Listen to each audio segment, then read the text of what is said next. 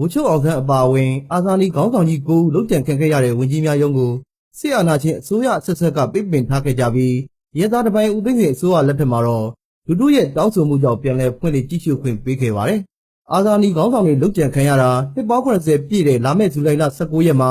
အတွင်းဝင်ရုံးကိုဝင်ရောက်ကြည့်ရှုခွင့်ပြုဖို့ပြင်ဆင်ထားတာတွေကိုဇူလိုင်လ9ရက်နေ့ကသတင်းမီဒီယာတွေကိုလိုက်လံပြသခဲ့ပါတယ်။ဒီနေ့ဇူလိုင်လ19ရက်နေ့မှာကြာရောက်မဲ့အာဇာနည်နေ့မှာဝန်ကြီးများရုံးကိုဝင်ရောက်ကြည့်ရှုခွင့်ပြုမှာဖြစ်ပြီးဗိုလ်ချုပ်အောင်ဆန်းနဲ့အတူအာဇာနည်ခေါင်းဆောင်တွေလုံးကြံခံခဲ့ရတဲ့အစည်းအဝေးခမ်းမကိုပါလေ့လာကြည့်ရှုခွင့်ပြုတော့မှာဖြစ်ပါတယ်။အာဇာနည်နေ့မှာဗိုလ်ချုပ်အောင်ဆန်းတို့လုံးကြံခံခဲ့ရခြင်းကခင်းကျင်းထားတဲ့အစည်းအဝေးစပွဲတွေအတိုင်းဒါရောက်ကြည့်ရှုသူတွေကိုခင်းကျင်းပြသမဲ့အပြင်တိုင်းပြုပြည်ပြုလွတ်တော်အစည်းအဝေးပြုလုပ်တဲ့ခမ်းမပထမဆုံးလွတ်လပ်ရေးနေ့မှာလွှင့်တင်တဲ့အလံတိုင်းအာဇာနည်ကြောက်တိုင်တွေကိုပြသသွားမယ်လို့တွင်းဝင်ယုံထင်းထင်းဆောင်းချောက်ရေးအဖွဲ့ကမက်မေတနာဝင်းကပြောပါတယ်လောက်ကြံခံရစဉ်မှာကြံခဲ့တဲ့စီဝေးလောက်တဲ့ဒီဇပွဲတွေကလထိုင်တွေကိုအဲ့တုန်းကပုံစံတိုင်းကျမတို့ခင်းကျင်းပြသထားမယ်ပေါ့နော်လူတွေအနေနဲ့ကြည့်ဝင်ရမယ်ပေါ့နော်ဆိုတော့နောက်တစ်ခုကပါလီမန်နောက်တစ်ခုကကြတော့ဒီပထမဆုံးလွတ်လပ်ရေးအလံလွှင့်ခဲ့တဲ့အလံတိုင်နဲ့ဒီပထမဆုံးအာဇာနည်အထိမ်းအမှတ်ကြောက်တိုင်နောက်တစ်ခုကကြတော့ဒီအနုပညာပကြီးအနုပညာပြပွဲပေါ့နော်ပြိုင်ပွဲပေါ့နော်အဲ့ဒါရှိမယ်နောက်တစ်ခုကကြတော့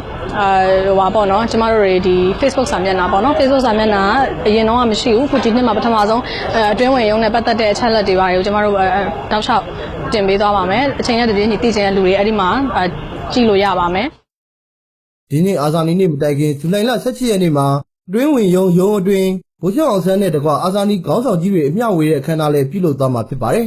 နောက်ပြီးအာဇာနည်နေ့နဲ့ပတ်သက်တဲ့ပကြီးပြပွဲတစ်ခုပြုလုပ်ဖို့စီစဉ်ထားသလိုအသက်10နှစ်နဲ့14နှစ်ကြားကျောင်းသားတွေရဲ့လက်ရပေါင်း180ကျော်ထဲက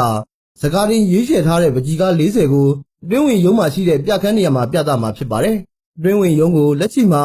ရှင်းမှုမပြတ်ပြန်လည်ပြုပြင်မှုတွေဆောင်ရွက်နေပြီးအတွင်းဝင်ရုံးထင်းထင်းဆောက်ရှောက်မှုလုပ်ငန်းတွေကိုအများပြည်သူသိရှိလေ့လာနိုင်စေဖို့လူမှုကွန်ရက် Facebook စာမျက်နှာတစ်ခုကိုလည်းဖွင့်လှစ်ပေးထားပါတယ်။